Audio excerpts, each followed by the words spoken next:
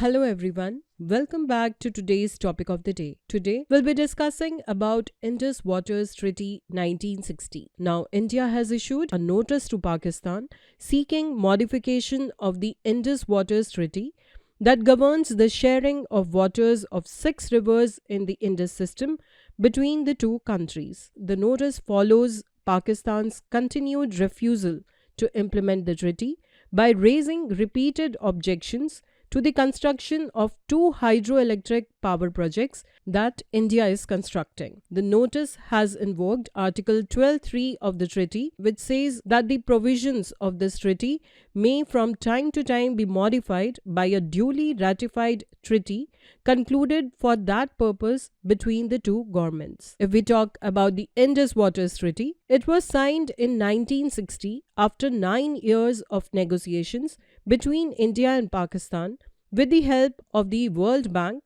which is also a signatory. The treaty allocates the western rivers that include Indus, Jhelum and Chenab to Pakistan and eastern rivers that is Ravi, Beas and Sutlej to India. At the same time, the treaty also allows each country certain uses on the rivers allocated to the respective other country. Now let's see the structure of the treaty. The treaty sets out a mechanism for cooperation and information exchange between the two countries regarding their use of the rivers, known as the Permanent Indus Commission, which has a commissioner from each country. The treaty also sets forth distinct procedures to handle issues which may arise. Questions are handled by the Commission, differences are to be resolved by a neutral expert, and disputes are to be referred to a 7-member arbitral tribunal called the Court of Arbitration. If we talk about the success of the treaty,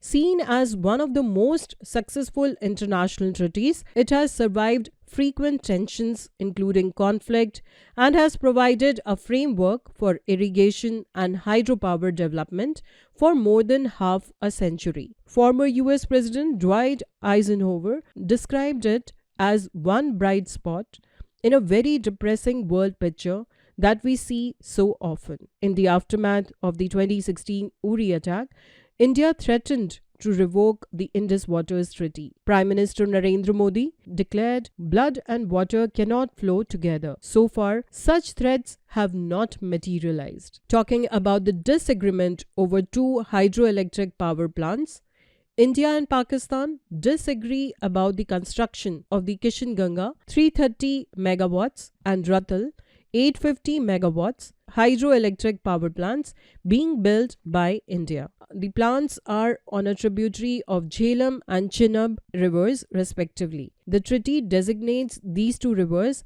as well as the Indus as the western rivers to which Pakistan has unrestricted use with some exceptions. Under the treaty, India is permitted to construct hydroelectric power facilities on these rivers subject to constraints specified in annexures to the treaty. In 2016, Pakistan asked the World Bank to facilitate setting up a court of arbitration to look into its concerns about the designs of the 2 hydroelectric power projects.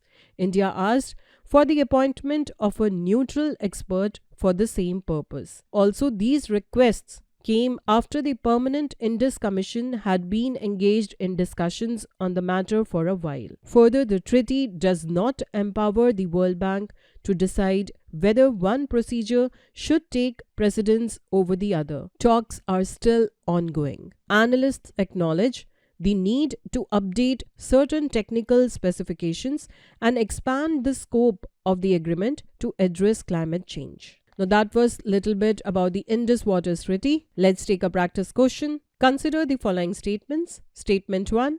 The Indus Waters Treaty was signed in 1960 between India and Pakistan with the help of the Asian Development Bank, which is also a signatory. Statement 2. The treaty allocates the western rivers Indus, Jhelum and Chenab to Pakistan and the eastern rivers Ravi, Beas and Sutlej to India. Now, which of the statements given above is or are correct? You may take a moment and give your answer in the comment section below.